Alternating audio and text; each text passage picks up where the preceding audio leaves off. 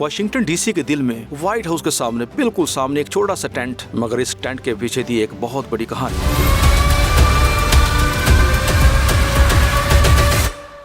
1981 में William Thomas ने एटमी हथियारों के खिलाफ एहतजाज शुरू किया और फिर उनके साथ शामिल हुई कॉन्स्टिट्यूशन पिक्यूटो,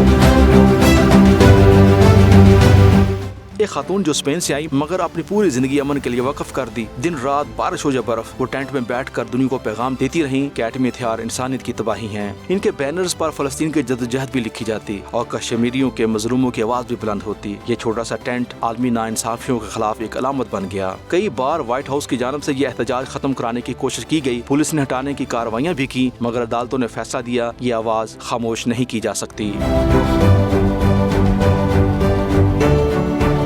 ये एहतजाज अमेरिका की तारीख का सबसे तवील एहतजाज बना, 3 दहाइयों से ज्यादा जारी रहा और पिक्यूटो को दुनिया ने पहचाना अमन की मुजाहदा के तौर पे। 2016 में उस दुनिया से रुखसत हुई, मगर उनका पैगाम आज भी गूंजता है। अगर हौसला हो तो एक आम इंसान भी तारीख बदल सकता है। इस तरह के मजीद दिलचस्प और मालूमाती वीडियोस के लिए सब्सक्राइब कीजिए STN Urdu UK।